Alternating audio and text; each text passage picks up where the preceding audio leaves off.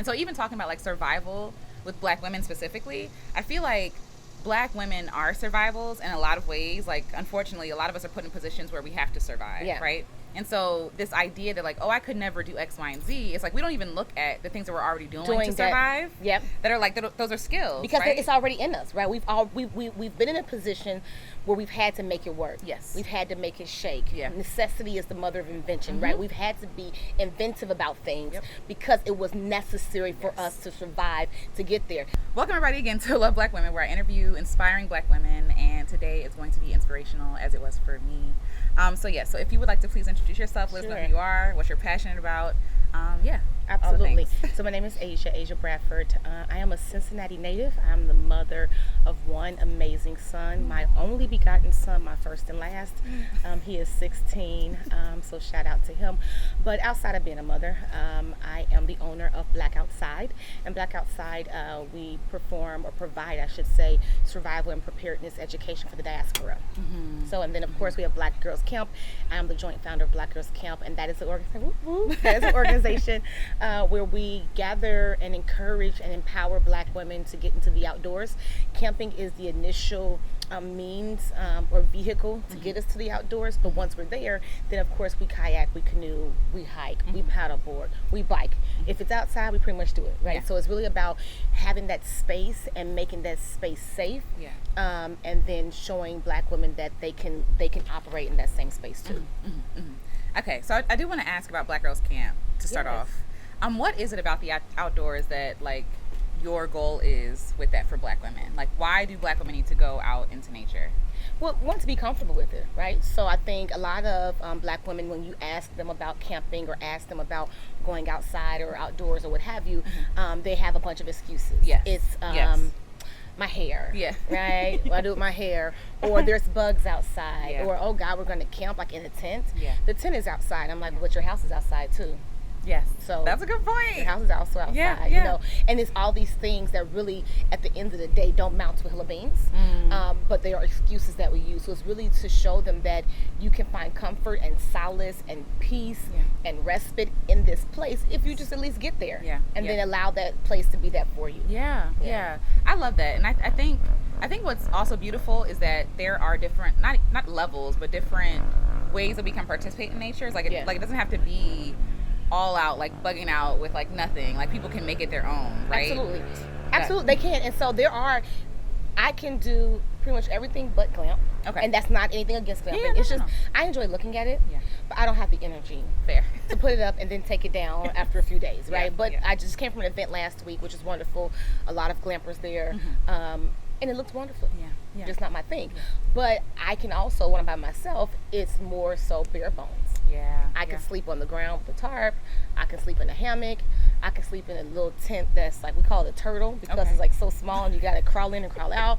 I can do that. I can do a bigger tent. So there's different, but that's what it's about, right? It's about showing them there's different ways to camp. You don't have to be the person who hammock camps or who sleeps on the ground on a tarp with no covering or with minimal shelter. You don't have to be that person who digs a ditch, digs a hole to go release your waste. Right? You don't have to be that person. You can be, and you can still camp comfortably without feeling like you're giving up too many of the comforts of home. And you can really make it nowadays. Where we are now, camping has grown so much, and then they're predicting it to keep growing. It really hits. It took off. It was already, the outdoors industry was already booming and getting larger and better and bigger. But then when COVID hit, it was a big boom. And then you have people like Snoop Dogg, who I think did something with RVs, or it was some type of, not a sponsorship, it was something that he did, right? So then now you got all of our focus like, Snoop is getting into the RV business. Now I'm not saying he's selling RVs. I don't know exactly all the ins and outs of that, but then the business is booming, right? So now is really the time for those who want to come in. And with that, with the business booming comes advances in technology, advances in equipment. So if you're a person that feels like you want to have all these things, you can have all the things and feel as comfortable as you want to feel when you're outside. So I think, it's really just a takeaway. And so what we typically do is when we have players say, I don't camp, my first question is why. And then when they say why, what their answer is, and I respond with, something that probably debunks their why, right? Or when they say, I have to have electricity because I'm a primitive camper. Okay, yes. I have camped at sites that have electricity because it's all they had, but I didn't use it. So I don't use electricity or wired electricity or what have you. And I'm like, what do you need it for? Yeah. You're like, I don't know, like my cell phone, like you can get a power pack. Like you don't need a whole electrical outlet plug-in, right? Yes. You don't need that. Or I need whatever, and I'm like, I have to cook. Okay. If you don't want to cook over the open fire, you can like get a propane stove that sits on the table. Yeah.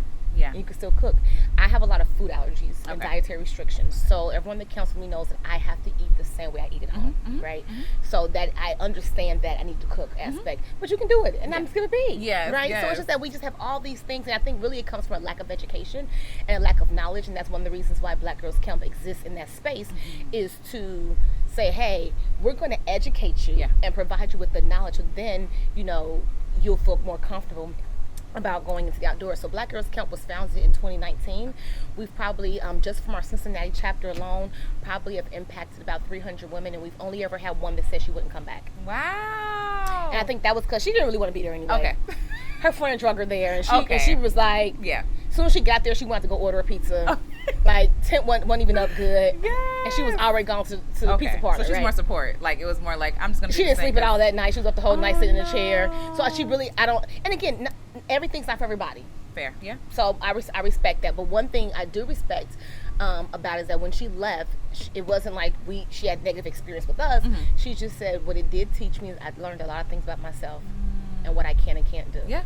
And that's just one of those things that she's just not ready to do. Yeah. And I love how you position that, because I think a lot of people would see that, I failed, right? Like, it didn't work out. Yeah. I didn't enjoy myself. This was a failed experience, when really all of this is information, right? Like, it's like, I just don't like doing this thing. Yeah, and if we get feedback and she said, well, I enjoyed camping, but I hated the experience with you. Okay. That's something different, right? Yes. But it was just, camping's just not for me. Yeah. I have a lot of questions. So we're here at Melanated Campout. I forgot to mention. So shout out to y'all. Shout out to Melanated ladies. Yes. And you led a workshop on survival. Survival. I mean, I guess depending on how you position the word in the sentence, any of it could work, right? What you trying to say? You know how you add extra endings to words that don't need them, but you talk about survival. Yeah, so survival and preparedness education. So the workshop, Black Outside again, is my company. Again, we're a company that we provide survival and preparedness education for the diaspora. Yes. And so the workshop, in planning and preparing for the workshop, right? Because I can really get far out with it, and my mind and my brain just goes a mile a minute. But I had to pace myself and say, you're talking to people who don't know. They may camp, but that don't mean they know about surviving and preparedness. They may only camp once a year. They may only come to Melanated Campout. They may go to Melanated Campout and another big campout, and they may only do big campout events twice a year. So I really had to really look. So when I went in, unscripted. I didn't use a curriculum for that because I wanted it to be natural. That's good. Yeah. And I wanted to really feel out my audience and see where they were versus me coming in. Now, I am a Jeeper. Okay. So I'm in part of the Jeep community, and so I've never heard of that. Jeeper. Okay, go ahead. Yeah, Jeeper, and so I prefer Jeepher, like Jeepher, like female Jeeper, but Jeeper is the word of the community, and so that's like my whole bug out vehicle, right? It's like I can live out of that thing for a couple weeks if I had to. So my initial plan was to Jeep down here, and then pull the Jeep up to the class. To the workshop and show, open it up and show what's in there. But my sister and I rode together, or drove together, and she's vending and had a bunch of stuff, so that just didn't happen. So we was like, well, plan B is to, you got the information in your head, and I'll have some stuff here and go in there. So it was a really great turnout in terms of participation, and I think in terms of engagement, so it really just talks about, I broke it down into really 3 common facets of survival. One, in your home. Like if there's an issue and you have to shelter in place, are you prepared to survive in your home? The second one, in your car. Are you prepared to survive in your vehicle? If something happened and you're not at home, is your vehicle ready, or do you have something in your vehicle to make you ready? And the third one was on your person. What do you have on you at all times that will allow you to be in a position to try to survive, right? And so those were the 3 facets. So I really just started out by opening up. Literally, my question was, how many people have something on you right now that you can use to survive if you had to? Now, I will be honest. I kind of, it was, the response was was good, right? But I felt it could have went either way. Yes. It could have went, well, I got some survival stuff because I'm already camping. Fair, okay. And I at least have a knife. True. Yeah. Or it could have been, I have nothing because I don't know anything about this. Yeah. And I'm camping with my people and I feel safe, so I don't feel like I need anything. So yes. I didn't know really which way it was going to go. One sister was like, got my water jug. You need water? Okay. Yeah, that's true. That's fair. One brother was like, got my knife. Yeah. Okay, that's true. Yeah. So it was really interesting to see how many people, and then we had some that's just like, me. And so one sister was like, I got my hands on my feet. Yeah, that's to defend myself, right? And so that is an aspect of it as well. So really to try to engage the crowd, the audience, to see. So it was really, and then when we got to like the, what do you have in your car? Everybody's like, whoa. Don't think about that. I'm like, okay. I'm like, what if you're out and something happens? What do you have in your house? I'm like, how many gallons of water do you already have that you do not touch at home? Yes. And one woman was like, oh, I have to ask my husband. I know he's got somebody to ask him, but he takes care of all that. And they did have a lot. But most people was like, wow, I just think that we just don't, we don't consider, and I think, and I'm a gadget geek. I'm a computer engineering major. I'm a techie person. So that's, I love it. Okay. But it also makes us vulnerable. So it's like we become so complacent and so comfortable in the technology aspect of things that we don't really consider what we would do if. Like one lady was like, my cell phone. I said, maybe you couldn't survive with your cell phone depending where you are. That part. if it's a grid shutdown. Yeah. Your cell phone's not going to matter. Yeah. If you're in an area where you don't have reception because it's remote or because of whatever, your cell phone's not going to matter. If you're at home and you got good coverage and whatever else, maybe that may be a survival item. But to me, that would not even make the list of things.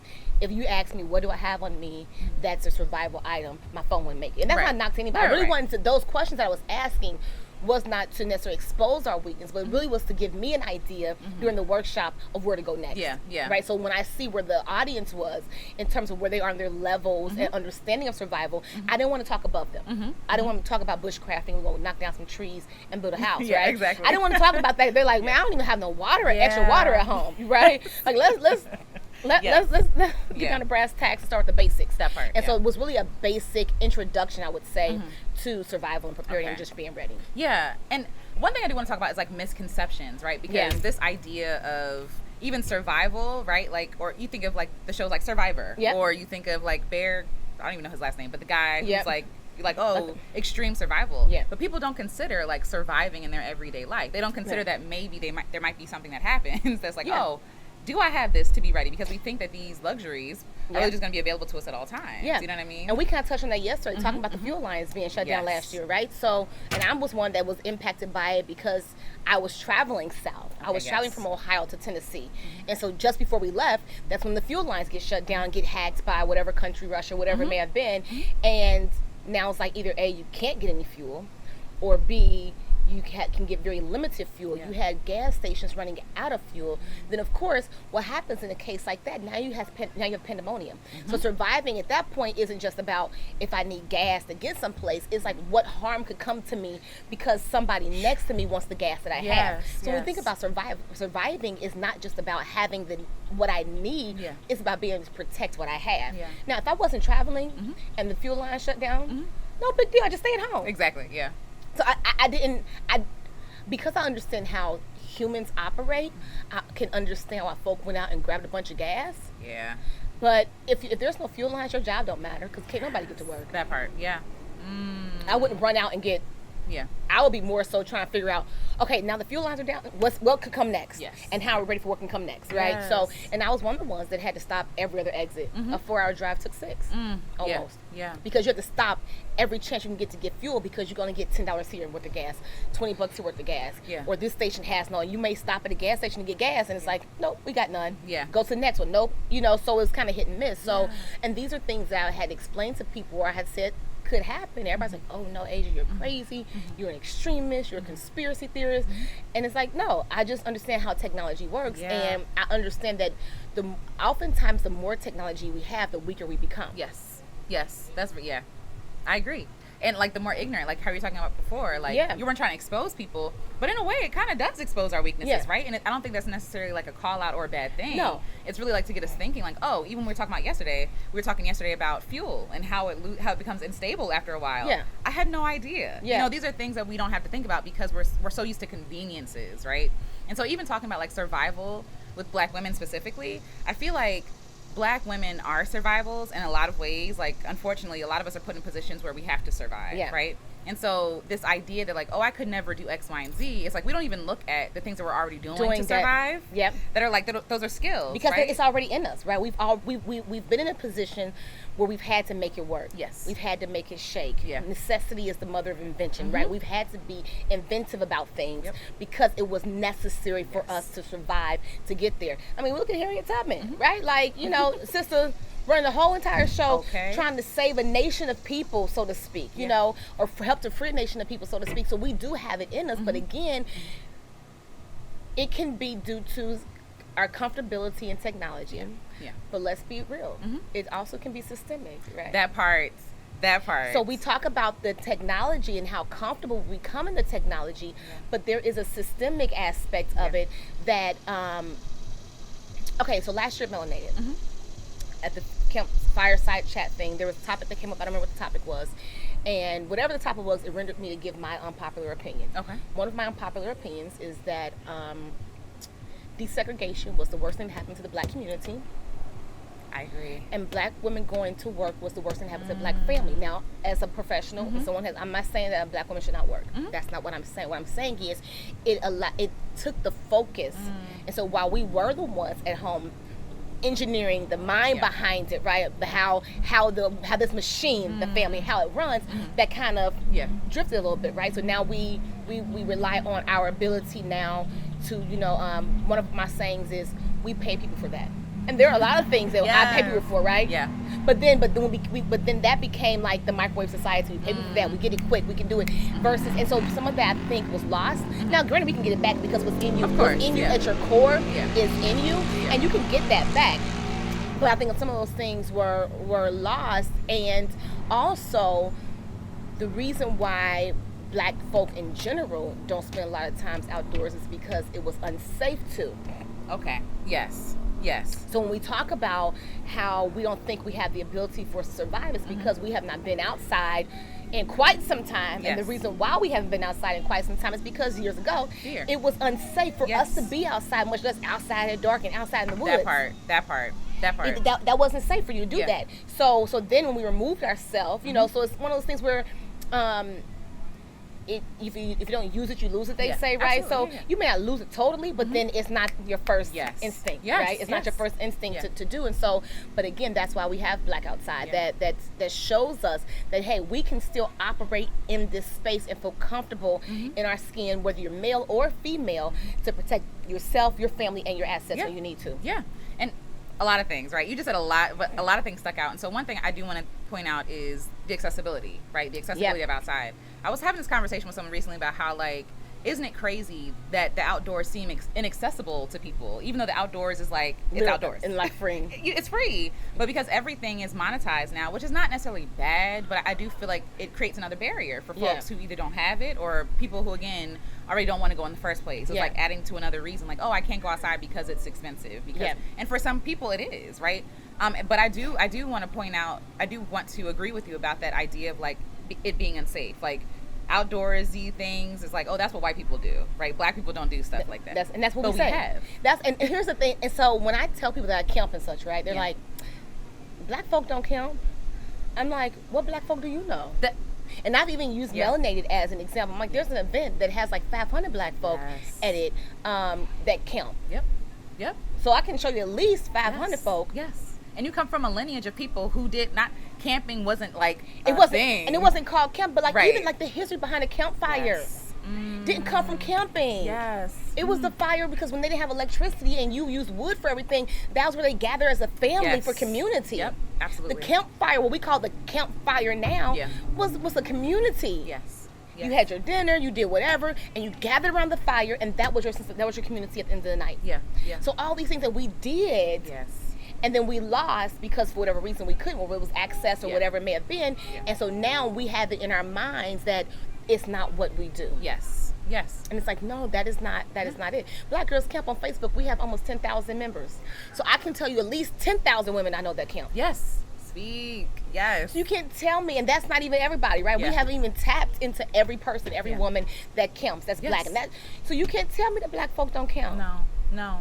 And it's really amazing because I even feel like there's a level of like classism in that. It is. Like if you think about like historically, like black folks growing up in like the rural South, for example, and then like, okay, we're gonna leave the rural South because obviously there's more opportunities like in the industrial age to get more jobs and things like that. And I think that distance from like the rural South or the rural wherever they were, it almost made people feel like, oh, now I've arrived, I never have to go back to that, as if like the outdoors is like behind us, as if it's like, you know, like we're going backwards and not really going forward. No, you're absolutely right. I mean, I think you're absolutely right on that. And people feel like we've arrived. Like we done made it to the north now. Yeah, exactly. We're away from the massa. Oh God, but for real, like this idea that somehow if I am living in the city, if I am living, you know, in an urban area, that somehow I have made it, right? And so we look back and like the people who may not have left, right, who are still down there living, almost like it's like a lesser quality of life. But even with that, I would argue like the people connected to nature are more centered or more peaceful. Like there are so many benefits to nature, and I want to know like what are your thoughts on that? Like the reason why Black Outside exists is my grandfather. I'm not emotional, but it's okay. I feel like I might twitch a little bit. I'm not an emotional person in general, but except in my old age, I don't know what it is. But anyway, that is not a part of the subject. But anyway, so the Black Outside exists with my grandfather, my maternal grandfather, who was Quapaw Native American. Okay. He's the one that put me outside. Now, I have always been an outdoorsy human being, an outdoorsy nature person. My mom would tell the story about how I would ask to go outside to play. And she'd come outside and she can't find me. And I'd be like 10 miles away somewhere on foot. And she's like, and like somebody would call her, like, I just saw Asia, like, clear across the other side of town. And I get home, she's like, why were you out there? I said, you told me I can go outside. And she's like, yeah, but I said, well, I was outside. Like, for me, it's literal. Right. I was outside the whole time. So it was like literally the whole outside was my playground. Going to my next door neighbor's house to play in the front yard, that wasn't anything interesting. Or in the backyard. Like, I know what's in the backyard and the front yard and on my street and the next street. I know my whole neighborhood. Like, I wanted to go explore. I was about to say, so it was more about like exploring. It was exploring and just being outside. Like, I would rather be outside, and it was also, I am an explorer anyway. So exploring was a big part of it as well. So it's always been me, but my grandfather, because he's Quapaw Native, he believed in that. So to speak to your point about being one with nature and having that centering, he believed in that. So when I would go stay at his house, spend the night or whatever, he made me sleep outside. Wow. No, nothing. Like, just outside. Not a tent, not a tarp, not a covering. I could sleep on the porch, and the porch had a covering on it. I could do that. I think he may have given me a blanket. Wow. And it wasn't for punishment. And it wasn't child abuse. And it wasn't because he was upset. It was because he knew that as a Native person, that there was something beneficial to being centered with nature and to being comfortable in nature. I mean, my grandfather was known for taking his grandkids, you know, into the forest and dropping them off and saying, here's a compass, don't come back out till you learn how to use it. Whew. That's like throwing somebody deep into the pool, figure it out. And that was it, right? And that was him. He'd send me into the woods and say, and these are the woods by his house, so he knew the woods by the back of his hand, right? He's like, whatever. He would go back home and live his life. And like, that was safe. Well, I don't know if he knew we were safe or not, but what I do know is he was not concerned about our safety, right? I think not in a bad way, but he would go back home. It wasn't like he was sitting there at the end of the trail, because it wasn't a trail. It was just woods. Right? So there was no trail. It wasn't a hiking path. It wasn't a walking path. It was just woods. And then, or he'd say, go on there and don't come back out till you find something interesting. Or he'd give me a specific plant or leaf to find, or specific, go and find that, and you can't come back out until you find that. And so and back then, so his phrase he would always say when I didn't want to do something was, you ain't ever gonna learn nothing, chick. And so I'm like, what does that even mean, and why do I care? You know, but now as an adult, I'm like, you ain't ever gonna learn nothing, chick. Because there is something beneficial to being centered with nature and being comfortable in nature, and the peace and the serenity and the respite and even the clarity of mind that you receive, you know, by being in nature. I mean, it's amazing. I think that's beautiful. And people would hear that and probably be like, what? But like, I do think that it's beautiful, because I think even for me, though I'm not like super outdoorsy, I don't think, and I'm trying to like measure how I use my words. But like when I go outside, there is something, like even when I just sit still in a park, Like there's something healing about that. There's something calming. It is calming about that, and a lot of people are running away from that. And I think if people just took 2 seconds, like to put their feet in grass, right, to like be like to become comfortable. Yes. Like how does one start to become comfortable? Like if they're just like, I hate the outdoors, it like, or the idea of being outdoors is frightening to people. Like how do they start to become comfortable? And that's with nature that's like the million dollar question, because that answer could be different on the person, right? So if we're saying how does one become comfortable with camping, let's use camping as an example. Then what I usually tell people is camp with a group of people who know how to camp. If you camp with a group of folk who don't know how to camp, chances are I have 2 women that I've grown up with, and I've been trying to get them to camp, but they went camping with a group of people before who may or may not have been expert campers, and they had a bad experience. Not with the people, like their air mattress deflated, they had to sleep on the ground. It was a bunch of stuff that went wrong, right? And so now they won't ever try it again. So my suggestion is usually camp with people who are avid campers. And then while you're there, be a sponge and absorb what you can. So that's camping. If we're talking about just the outdoors, like I was camping a month or so ago, and then on that Saturday, I invited some of the leaders from my church to come and just hang out. I'm trying to get them to camp, right? I love that, Just come hang out on this Saturday. They did. They weren't camping, just hang out. You know, they brought food and stuff, and it was funny because like maybe one person's like, okay, this might be. One person was like, I really want to do it, right? By the time she got there, it was like, oh, but these bugs. And then nobody else was even wanting to do it besides her, right? But they came, and it was like, oh my God, the bugs, this. And it's like they couldn't even enjoy it for smacking their legs for bugs, or for like, so take small steps. That might just be if you have a local park or a county park where you just take a walk. I love that. A trail walk, right? It's not the woods. It's not a super hike. It's just a walk. It may be paved, right? Just walk through there and just do that slowly and to immerse yourself into the outdoors. And I think too, some people who may become overly optimistic about it jump right in and may do too much too soon. And then that also, and then they also like, wait a minute, that didn't work. But maybe take baby steps, take slow steps, and don't be disappointed in your humble beginning. Like, be humble. Know where you are, right? And be like, that's real. I'm not gonna just go and do a 10-mile hike with you today in the middle of the national forest. But I would do a little paved walk through the county park. Something like that. Just start small and have an open mind and be optimistic. But on the same token, back to the survival aspect of things, is something that we have to do. Because what if that's the only place you can resort to? Or escape to. Then what are you going to do? And when I ask people that question, I get either one or two answers. Well, I'll just be the one to die first. Like, you don't even have any fight in you. I was saying, just give up. God put something in each of us that gives the self-preservation. Like, you don't have that. Or, I'll just come with you. You can't. Because what I have is for me. My resources and my supplies are enough for me. My son is 16. He has resources and supplies in his go bag. That's for him.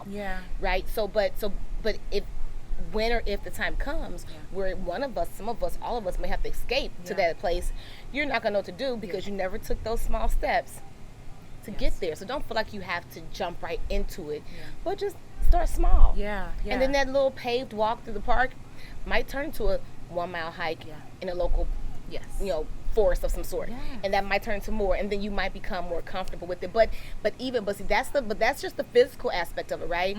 The mental aspect of it is the bigger challenge. Like, how do we really program our minds? And so I don't have the answer to that. But what I do have is the ability to educate our people, and then hope that from educating them that will change their mindset.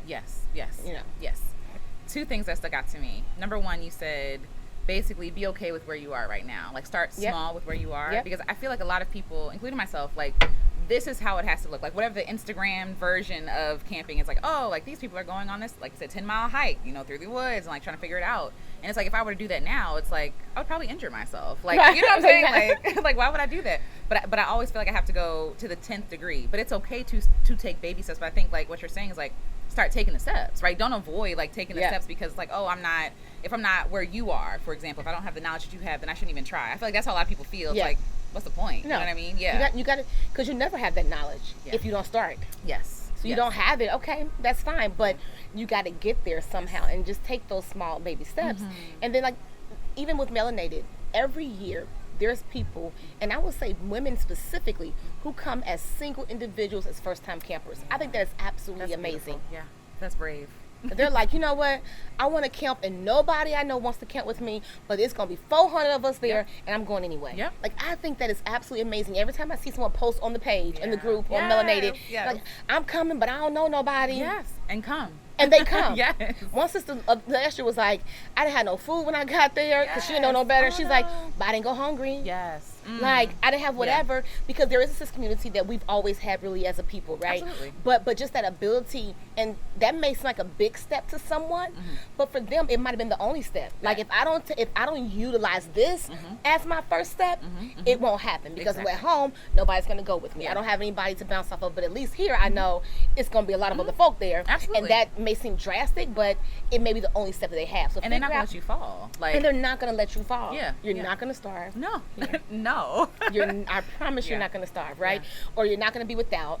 Somebody yesterday from my camp forgot her batteries. And another camper who wouldn't even know was like, oh, I overheard, like, you need batteries? I'm going to the store.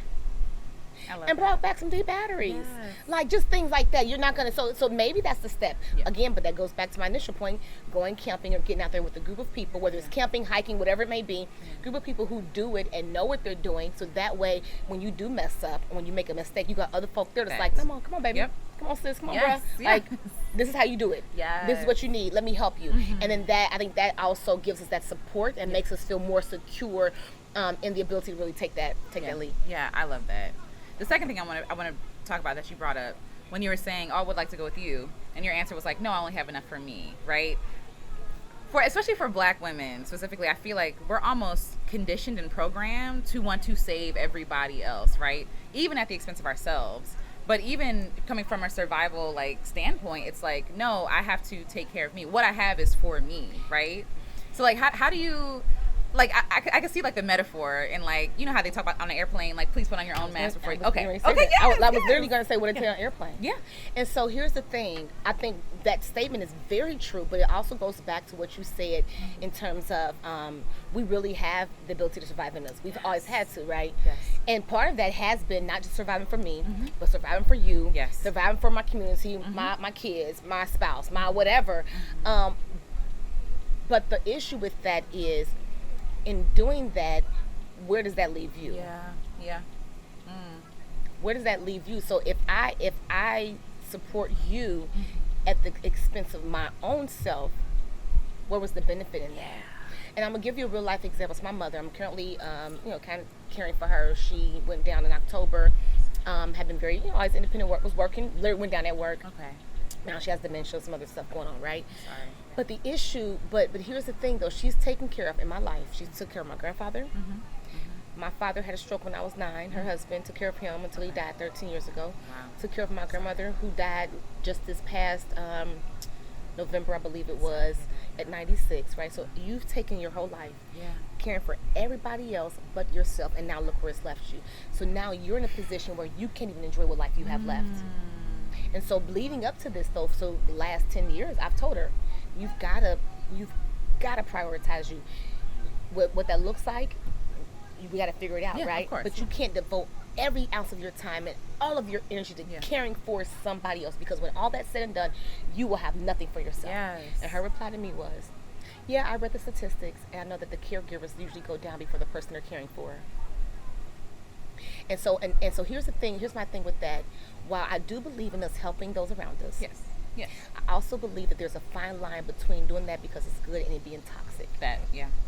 And so when we get to the point that we say, I'm willing to take care of you until it kills me or until it brings me down, that's toxic. That's not healthy. Yeah. That is absolutely not healthy, but that's what we've passed on. One of the phrases that I really don't like hearing is, you a strong Black woman. Same. It's not a compliment. It is not a compliment, right? And to an extent, it's toxic. Yes. And so I know where my strength lies, right? But I also know my weakness. Give me the space to also have weakness. Yes. Yeah. But we're expected to be strong. But then, to what we're talking about today, but when it comes to outdoor and surviving, we've got nothing there. Yeah. Wow. Dang. We've got nothing there. We can survive everywhere else. you know. And so yeah, but you're right in terms of the mask. We have to have that balance. So my mother's 3 years ago, actually maybe about 5 years ago now, my grandmother was still over 90 at the time, and I called an emergency family meeting to create an emergency action plan for the whole family. I had one for my household, but I'm thinking my idea of helping them was to call this meeting and walk you through the plan, right? Yeah. That's fair, I think. Yeah, for sure. That's fair. Yeah. My mother said, it's not an emergency yet. That's the point. Well, that's the problem. That's the point. I know. That's the problem. Yeah. So then she said, well, you already have everything. And I said, and that's where that phrase comes. I said, what I have is for me. She said, so you would leave your mother? I said, if I had to, I would. Okay. Can we? Okay, yes. And she said, what about your grandmother? I said, she's 90. She doesn't have the ability to go and fight. Yeah. And travel and trail if it came down to that. That's a tough reality. And it is a tough, but that is the reality. Harriet Tubman. Yeah. She killed other slaves because they were going to get them caught. The same people you're trying to free, you kill them to save everybody else. That is the type of strength that it takes when we talk about surviving and being prepared. So I can help you, but my help does not mean that you attach to me and then utilize my resources. Yeah. My help means I educate you. Again, the reason Black Outside exists is that I educate you, and I'm willing to give you what I have. I don't want to die with what I have in me, because if I die with what I have in me and I don't give it to other generations or to other people or the community, what good was it, right? So I'm helping you by giving you the education and the know-how and the knowledge and the tools on how to do it. Yeah. Create your plan. This is how you create your plan. Yeah. Surviving items. What items you need to survive.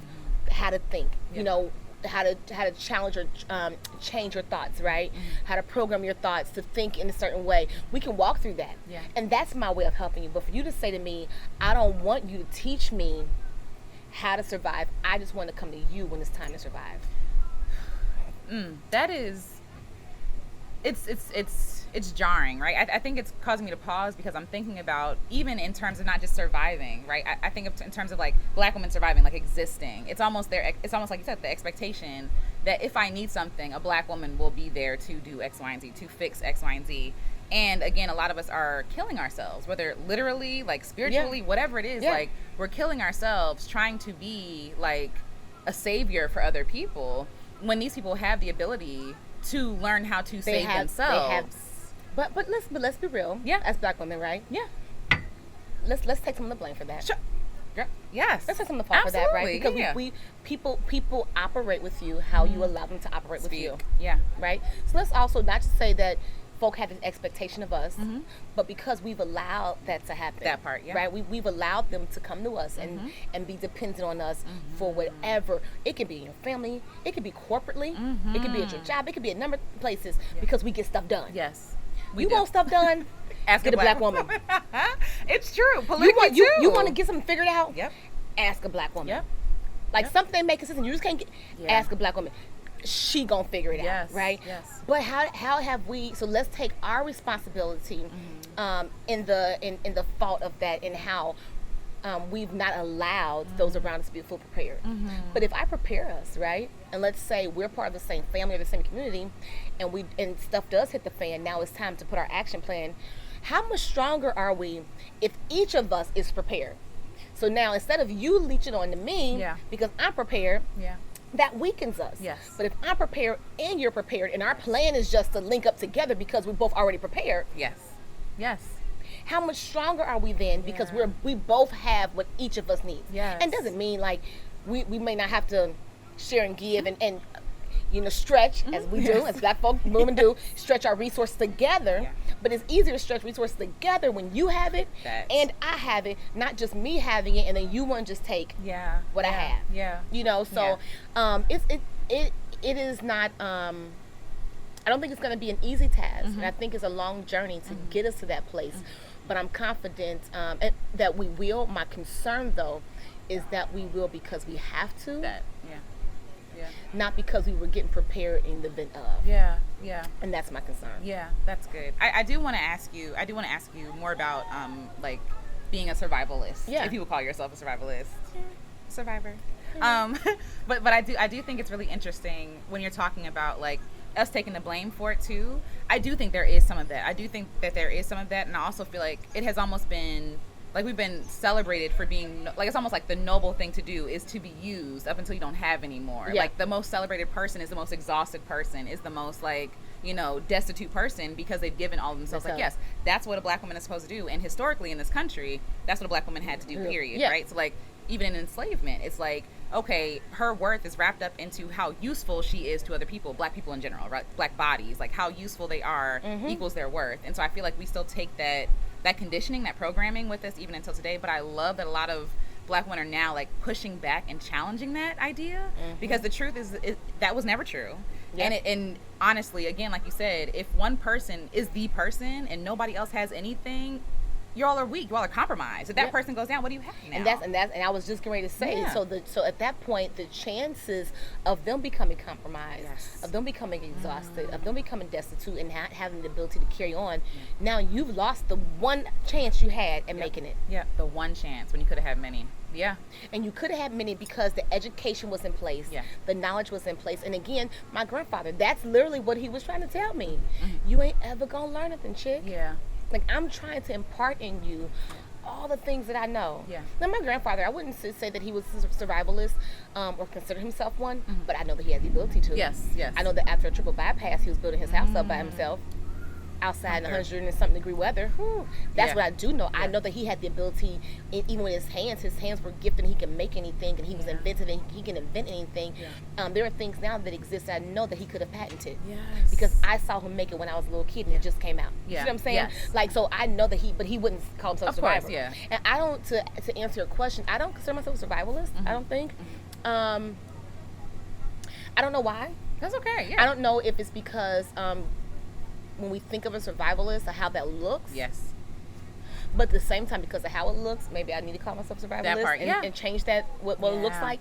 But no, I just consider myself somebody who's just prepared.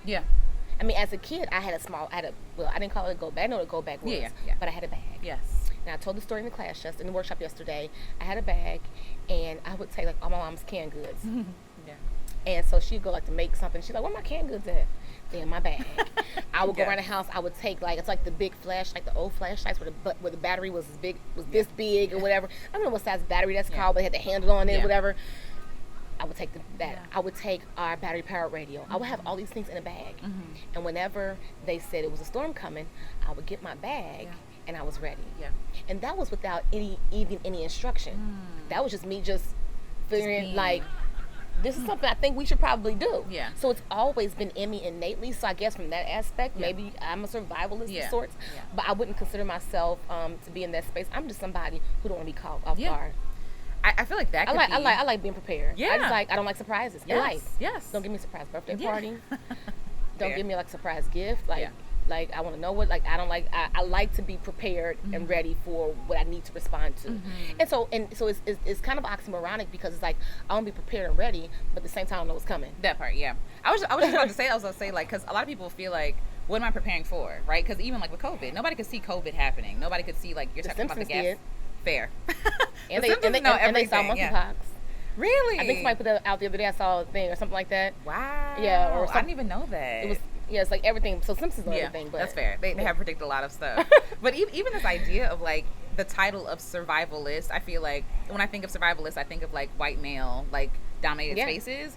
And I feel like some people create titles, whether knowingly or unknowingly, and it keeps people out. It keeps people saying like, oh, if I don't do it like them, then I'm not that, right? But I think you can own that title. Like if you are, if being a survivalist means being prepared, being able to maneuver in certain situations and things like that, I think that's okay for you to own that title. Not saying you have to take it, but just like, because I know that there is some imposter syndrome I face sometimes. I'm like, well, I don't do it like them, so I don't necessarily want to call myself that. But it's like, no, like, and you're doing the thing and you're helping other people get prepared. You're still, and you're still ultimately operating in that space. I do agree that it is the term survivalist thing of white male. Like, so if you were to ask me what I think of, it would be white male. Okay. It would be probably bushcraft, like someone who's going to cut down trees to build a shelter, and they want to go try to survive in the Arctic for 45 days. Something like extreme like fun. that. Right, just for fun. We're going to just go to the Arctic for as many days as we can for fun. And take nothing but a knife and a flint and steel. And then when we get there, build our shelter from leaves and tree bark. Yeah.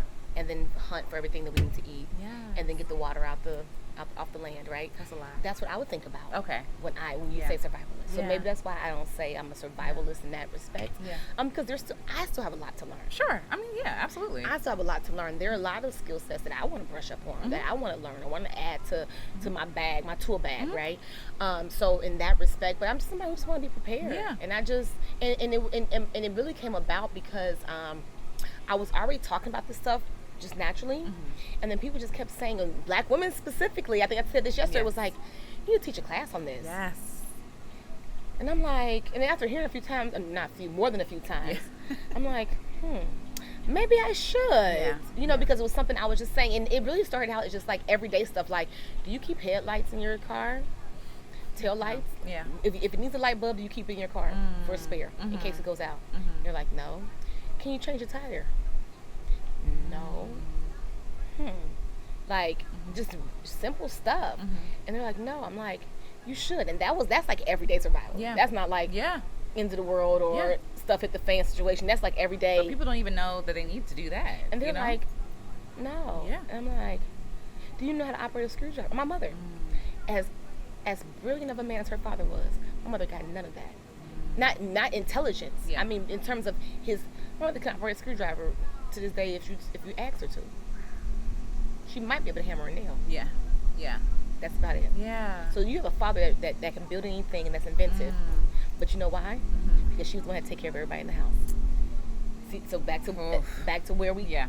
Yeah. Those roles. She was the one. Her mom. She was the middle child, and she wanted to do the cleaning and this and that and whatever else. And so my aunt, her younger sister, she was the one that kind of was out with my grandfather doing some things. So she learned some of the things from him. But she was one that was giving of herself. Yeah. Yeah. Her whole life, and so never picked up skills that outside of her intelligence or her degree or whatever, or her job or her employment or her that stuff, outside of that, didn't develop any skills that could help her in other parts of life to be able to survive and be prepared. I think that's important to talk about, because it's almost like we're raised as if, again, to assume this role, but also to be dependent on people. And I think even like culturally speaking, when we're talking about the conveniences and things like that, I do think these conveniences, again, come at a cost, because now we're more dependent on other people for things, whether it be government, whether that be, other people. And I think for some folks, it's a good thing in their mind for us to have to be dependent, because if we could make it on our own, then we wouldn't need them or these resources. Absolutely. Yes. Absolutely. Yeah. And that's a market in of itself. Yes. That's a market of itself. It is. Okay. But I do want to ask you, like, how did you get started with, I know that someone recommended that you start teaching a class. Yeah. Like, how did you get through, like, I guess I could teach it. Like, were you nervous about it at all? Or were you more like, no. let me just share the information? No. So my background, I come from a very ecclesiastical family. I'm coming full of preachers. Okay. All right. So we know how to talk. Yeah. And speak to people and groups of people, right? Yeah. So that's in me. Yeah. So that aspect was fine. But then professionally, for many years, I traveled extensively for work. And many years I was a platform educator. Okay. And conducted trainings at trade shows in front of hundreds of thousands of people all across the country and beyond. Okay. So that part came. So that was that was easy. Cake. Yeah, that was like, no, I could do that. That's easy. It was more so on the other side of things when we talk about really building out the brand, the business. What does that look like? Right. And then how do we propel that forward, right? Yeah. So, but the getting up and just talking, because it's in here. Yeah. You could have met me in, down the street. Yeah. And been like, do you happen to know how to survive? Randomly, I'd be like, yeah, girl, let me tell. And we could have a conversation, right? Because it's in me, and that's something I'm passionate about, so I can talk about those things. So that's the easy part. Yeah. The talking about it and telling people how to do it about it, that's the easy part. Yeah. It really, I think the difficult part is really mapping out what does that look like, and then how do you brand that, how do you propel that, and how do you make that really a thing? Yeah. I do want to ask, like, when you're, because we talked yesterday about like, you said that you believe everybody should be self-employed. I do. Can you go more into detail about that and why you think that is? So and what it means to be self-employed. So, yes, I do believe everyone should be self-employed. Okay. Specifically, Black people should be self-employed, because that's the community I'm really concerned about. Absolutely. Okay. Makes sense. Let's just be real. Yeah, absolutely. So I think everybody should be self-employed. I would say I've been an entrepreneur my entire life. Okay. My first business, I was 5 years old. And so my father, he liked remote places, and he didn't want a house where you can just drive past and see the house. So we lived like down this gravel hill in these woods, right? Like a little house in the woods.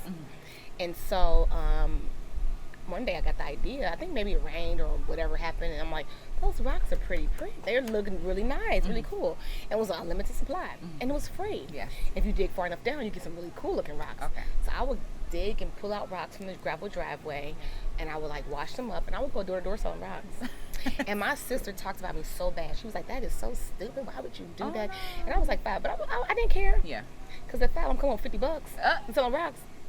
And then as an adult, we took our kids. I don't know if my son was born yet, or maybe he was little, but we took either our kids or her oldest to like a indoor water park.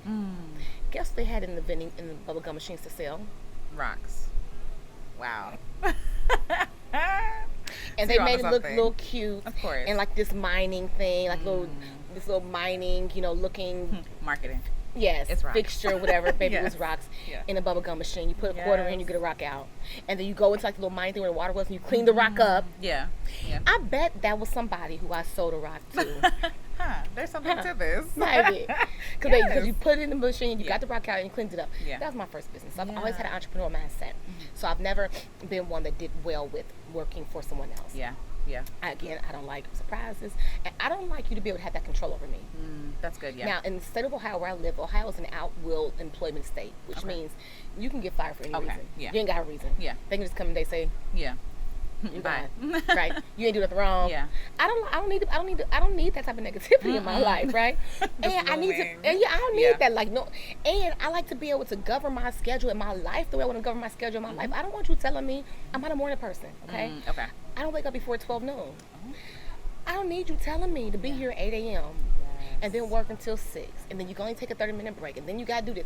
That's toxic for me. Same. That's toxic for me, and I don't believe that's how we were created. We were created to have dominion and authority over the things in our life, and the school system, unfortunately, whether it's sub-collegiate level, collegiate level, or beyond, or whatever, is really designed and created to keep you captive. Yes.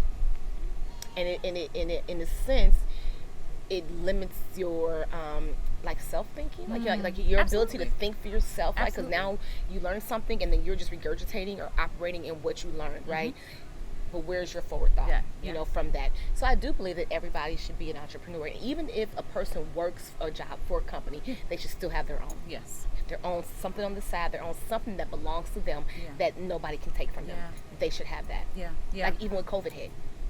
I don't know if I told you yesterday, I think I said yesterday that a schoolmate of mine asked me to come to help out. Yes. He now works in the same school district that we went to school in. Come help out a few years ago, and it's athletic director, sports administration. So I do that anyway. Whatever. So okay, cool. Help out a couple days a week. Then it was like, well, can you do 20 hours a week? Then it was, did you see that job posting? What job post? I ain't looking for no job. Yeah. You should go check it out. And then I'm like, okay, well, I can be home a little bit more. I was traveling 20-some days a month. I have been doing that for almost 10 years. Okay. I can be home a little bit more. Let me just do this, whatever, baby. A month went by. I was like, oh, this is not for me, honey. No, it's a trap. And it was crazy. And this was August. Okay. So April I went in of that year, 2019, a couple days a week, whatever. Yeah. August became full time. Okay. And after a month, I was planning to quit. Yeah. It's like, let me just at least make it through the first of the year. But thankfully, COVID hit. Thankfully, yeah. I went to work from home. Yes. So, okay, I can do this now. I can work from home. I can add flexibility. I can still get the job done and on my own time, whatever. But then we went back from COVID, and they're like, now you're back into the office. That's not going to work because I was already. And then it's not just that. Then my mom got sick, went down. So really, it became more of a. Now I got to take care of my mama. So that's what's important right now. Yeah. So that's really what it was. But even in that, like having the burden, to say I need to take care of my mom, be there for her. I got to go to work every day. Yeah. And I watched my mother go to work every single day of her life and take her mother every single day and had no time, and now she is where she is, and that's why she's falling apart like she is now, right? And I didn't want that for myself, so it's like, no, it has to stop somewhere. It has to stop somewhere. So I do believe that we all should be self-employed. Absolutely. And I think you bring a refreshing perspective, because a lot of people think like, oh, if you don't have a job, then you're not secure. But the thing is, you're not secure at your job either. Like, you are not secure at your job. They can let you go, and especially during COVID, even like, so you had the benefit of working from home.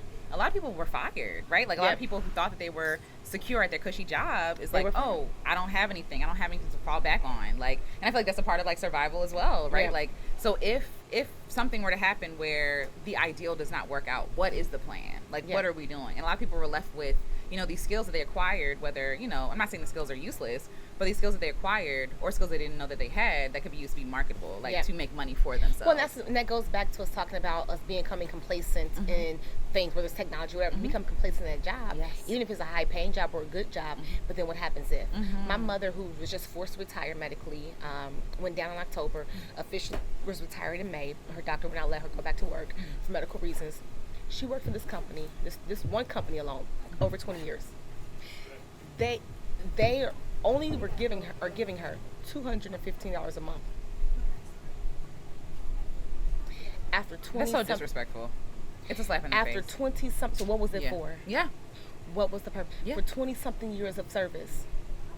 And the reason was everyone's pensions were mostly everyone's pensions were frozen years ago. I can probably guess whose pensions weren't frozen. That part. See what I'm saying? Absolutely. So we do all that. Yep.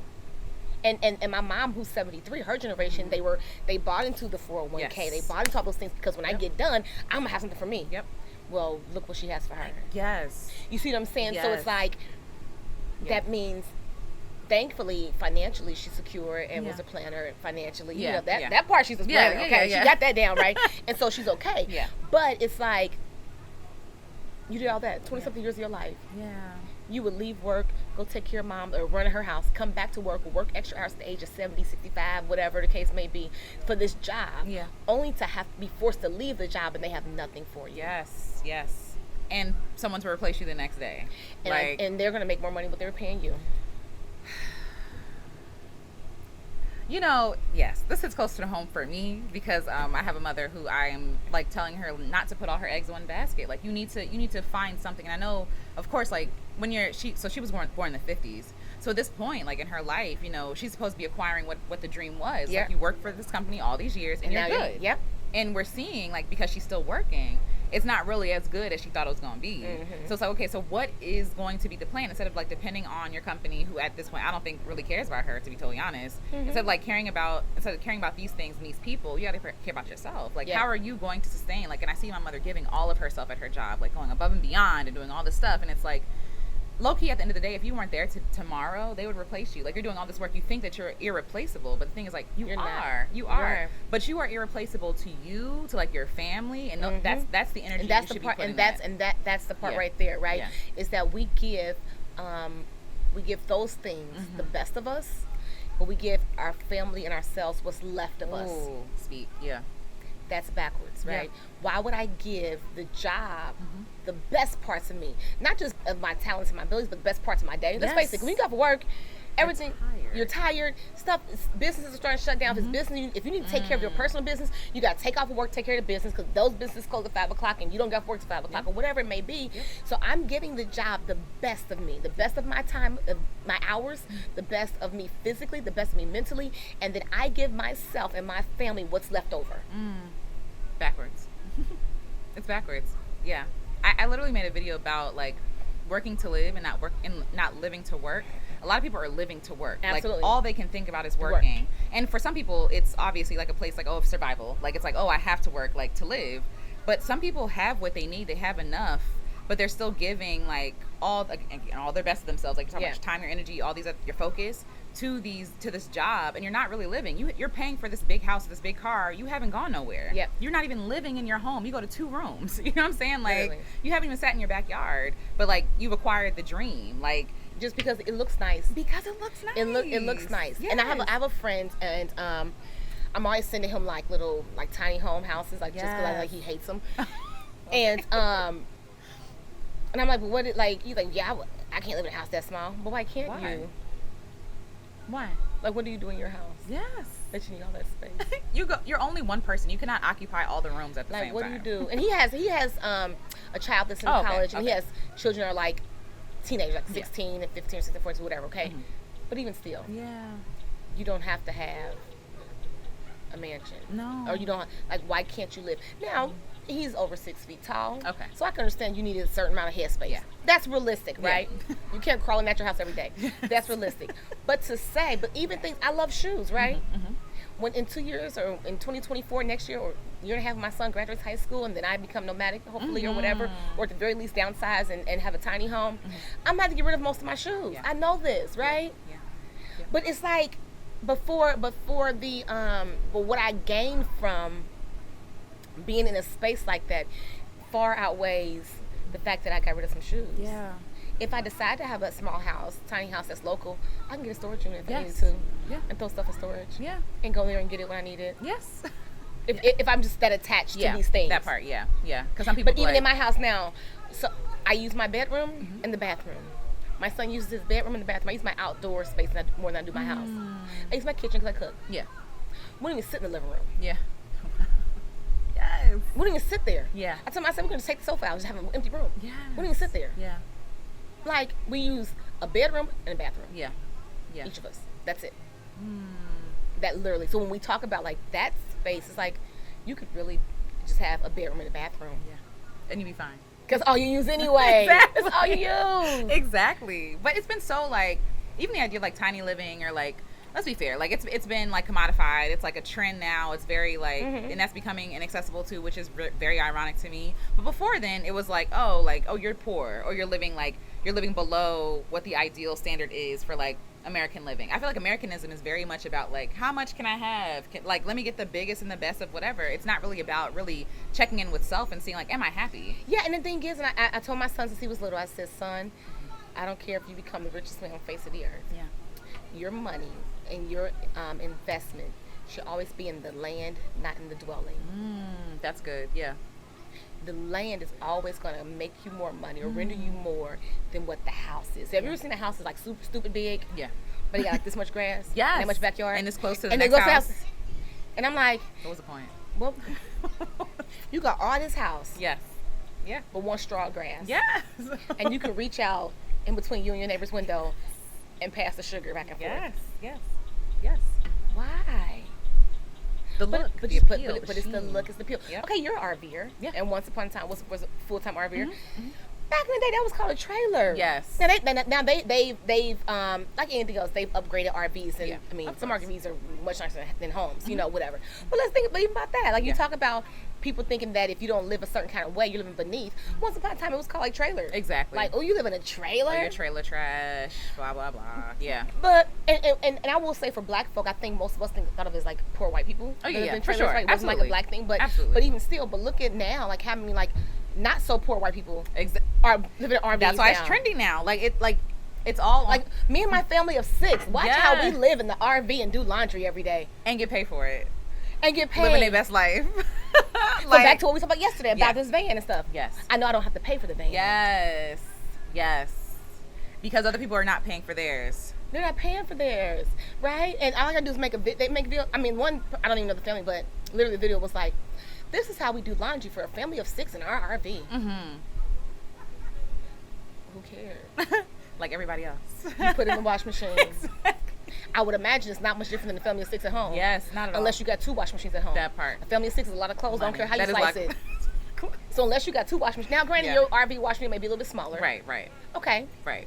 But most people live in an RV, I would imagine, use less clothing items because, I don't know, I feel like, in my mind. Yeah. If you're RVing. I feel like, what are you dressing up for? I don't know if that's a realistic expectation. No. I did rent an RV in January and took it cross country for 10 days, and I took a bunch of clothes and I wore like 2 things. Yes. So in my mind, you use less clothes. Yes. I did stop at the laundromat on my route, right? But it was like I used less clothes than I would have. Absolutely. I don't know why that is. Yeah. But anyway, but you get paid for this whole RV. Just make a video talk about how you wash clothes for your family. Yeah. Something that all of us do. All of us. Yeah. And again, like when you're talking about like it's possible for them, like it's possible for us. Because I think when it comes to like black women asking for opportunities, I do want you to speak like if you can, like to black women who might be afraid of like going for the big ask, right? Because even for me, like I'm going into the stage of life where I'm like, I'm going for the big ask. Every day I want to have a big ask, right? Yeah. And meaning like, yes, I'm going to get a lot of no's, but I'm going to get closer to a yes. Yes. Because a lot of people are afraid to ask in the first place because of the no, right? But even if it is no, that means that there's something else, there's something more, right? But if I don't take any chances, I'm not going to win nothing. I'm not going to get no yeses, right? So like, what would you say to a woman who is like, you know, I want to do the thing, I want to be supported, I want to be sponsored even, I want to go for my dream, but I'm afraid of the no. You have not because you ask not.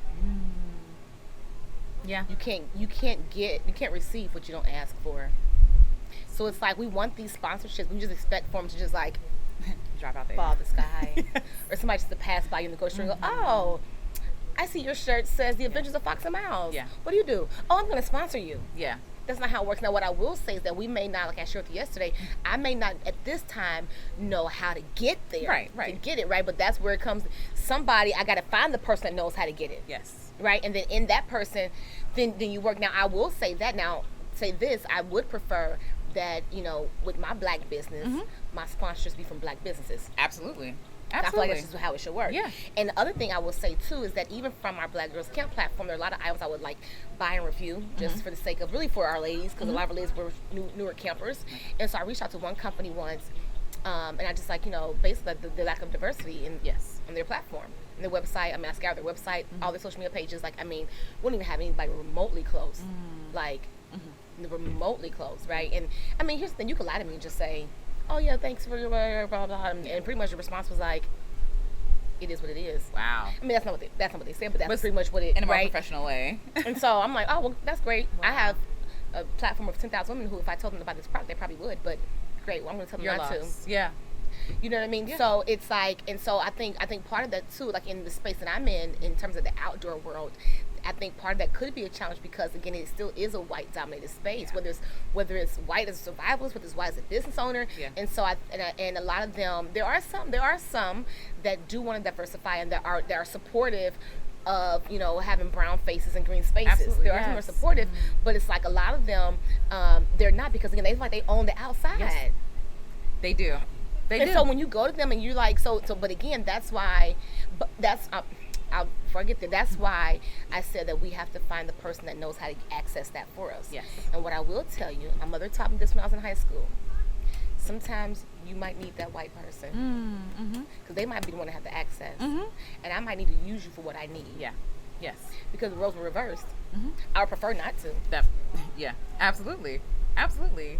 And I love that. I love what you're saying about that too, because I feel like, yes, do we necessarily want to be beholden to like white ideals, white, you know, businesses? Maybe not, but they have privilege, and it's like if they want to use that privilege to benefit us, why not say yes? Like because I'm going to take that to benefit my people. Yes, absolutely. What I do is not going to necessarily benefit them or their communities, and benefit my community, right? So I think that, you know, but don't be afraid to ask for it, because you have not because you ask not. If you don't ask for it, you can't get it, and you are going to get some no's. And then when I went to the company, I wasn't even asking for anything from them. Yeah, I would just say, hey, you know, just a thought. Just thought we want to diversify a little bit more. I have a lot of people who really want to support, but we don't see us. And when we see us, we buy us. Yeah. You know, but on the flip side, though, what I do respect is the fact that they were honest about it, because I have a huge pet peeve about companies who just show black faces to capitalize off of black people. Yep. Get the dollar. Yep. Like Juneteenth and Black History Month. God, give me a break. Yes. It's like everybody and their mama. Yep. This year. It's existed for years, and this year, like, you decide to. Everybody and their mama now want to. Yep. They done made Juneteenth a national holiday now. Yeah.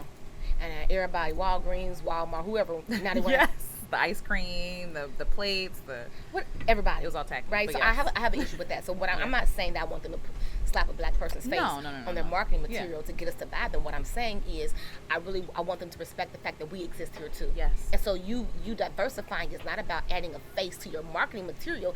It's really sitting allowing me to be at the table. Yep. And yes, to say, okay, my black face might be on the marketing material, but that ain't even it. What I need you to understand that we have access to this space too. Yes. And you don't own the outdoors, and you don't own this, and you don't own that, and I can exist in this space too. Yes. And that would require them to address like their biases, their ways they've been instrumental, and a lot of companies don't want to do that. Absolutely. Like they don't want to give up that power, because if they do, then they give up some resources or some control. Yeah. And that's what some people are really out to get. Yeah. So I mean, it can be an uphill battle. Yeah, but of course. Definitely, I think that. But I do know that we do have. There are Black outdoors companies that exist. They may not exist on the same platform or level as some of the white-owned companies, and that's okay, right? But those are the people that I would want to partner with, because I know that at the end of the day, not just because they look like me, but my hope and my belief is that because they do look like me, they're after the same thing I'm after. Yes. At the you don't have to compromise. Yeah. Like, there's at no the end of the day. Yeah. At the end of the day, I don't want to feel like because you sponsor me, now you want me to change my lingo or change what I say. No, it's still gonna be. I'm doing what I do for my people.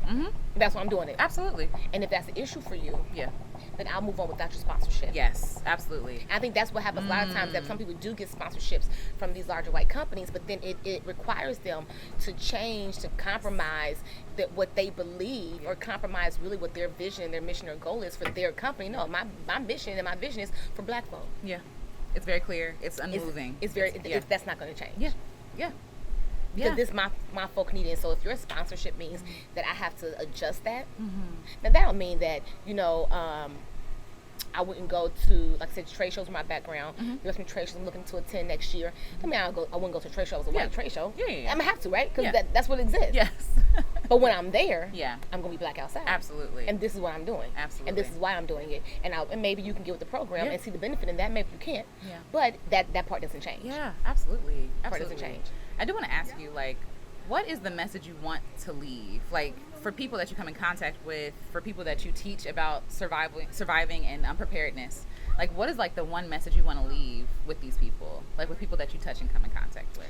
So, on a loose note, I would say, don't be caught with your pants down. Oh, yeah. That was an old phrase. Yeah, right? yeah, yeah. And we know what that means. Don't be caught with your pants down. Yeah. Don't be in a position where you just caught off guard. Yeah. You should be... There are some things that you should be prepared for. Like we talk about having light bulbs in the car, right? Okay. Yeah. Easy. But there are other things. Be aware of what's happening. One of the questions yesterday was, what do you think the number one thing is I should be preparing for? I said, and this was kind of a multifold answer. One was, depending on where you live, right? One lady lives in the Poconos Mountains, right? Her preparation is different than yours in New Mexico. Yes. Different. Yes. But I said, if we're talking about just nationwide, just for anybody, political unrest. That's one thing I think that all of us can agree is very likely. I mean, it's been happening anyway, and it may not go away anytime soon, and it probably will get larger for different reasons, right? That's one thing that we should be prepared for. And it was kind of looking, I'm like, well, not because you may not live downtown where a lot of the riots and stuff take place or work downtown, but it's still something that affects all of us. And the larger that it becomes, the more effective we're all going to be by it. So that was one thing. I'm like, well, it's hard to tell one person what they should be prepared for specifically. That's that's it, right? You don't know what's going to be happening. What's going to happen. You're preparing for what you don't know. But since they asked the question, I'm like, well, political unrest. It's probably one thing that currently, in current times, you should be prepared for, because it's something that can, and that could look a number of different ways. Martial law, there could be a number of different things that happen as a result of it. Even in terms of, COVID, we've already seen shortage in food supplies. They're predicting for it to get worse. They're predicting that if you have the ability to preserve your own food, you should do it. Right? Listen to that. Like, be keen. Have your eyes and your ears open and your antennas up to really see what's going on around you, and don't just be, having your head in the clouds, thinking everything is everything, or as young folks say now, everything's sweet. Right? Everything ain't sweet. Everything's not sweet, and so not thinking that becoming comfortable with the technology and the comforts of home that you have, don't be comfortable in that stuff. You have to be one step ahead and think about what could potentially happen that folk don't think is going to happen. Don't be caught your pants down. I love that advice, because I think a lot of people avoid that because it's almost fear, right? It's like they don't want to deal with what they fear. They don't want to have to deal with, like, I don't want to prepare for this, because if I don't prepare, we think, like, if we don't prepare for it, it's not going to happen. But it is best to be prepared just in case. In the best case scenario, it doesn't happen, right? The best case scenario doesn't happen. But they say you would rather have it not need it than need it and not have it. Exactly. Yes. There are a lot of things that I may not need. But I have it. Even in my Jeep, there are some things I may not need. But I have it. Most things in there I actually have needed at some point. Right? But there are a lot of things that I may not need. So why do you have zip ties? Because I do. I don't know. They're gonna come in handy. Actually, I love zip ties. I use zip ties a lot. But just anything, like, why do you have such and such? Because I do. And I might need that. And there have been times I'm like, I got it. Perfect. I got it. Or somebody like, hey, I know you have a so and so. Yeah. I do. But see, if you were prepared, You could have it too. You could have it too. You wouldn't have to ask me. Yes. For a so-and-so. Yes. You know? Yeah. So. I love that. And I mean, I love this conversation and talking about people like being able to know, like, where can people find you, support you, Absolutely. like, yes, follow you, all the good Absolutely. things. Yes. So for Black Outside on TikTok and on Instagram, we are at official_Black Outside. You can visit us on the web at www.black-outside.com. And then, of course, if you want to email us, you can go to the website, scroll down. I think it says leave me a holla or something like that, you know. And then you can send an email in and visit us there. For Black Girls Camp on Facebook, we are Black Girls Camp. Our web address for Black Girls Camp is www.blackgirls-camp.org. Yes, I love that. Absolutely. Thank you so much for sharing. For your time. Of course. Thanks for doing this. Absolutely. This is amazing. I've learned things. This has been nourishing for me. I hope it's been nourishing for you. And please go follow. We'll also provide the links in the description below. And yes, until next time. See y'all. See you later. Thanks. Thank you. Yay! Absolutely amazing. Oh, sorry.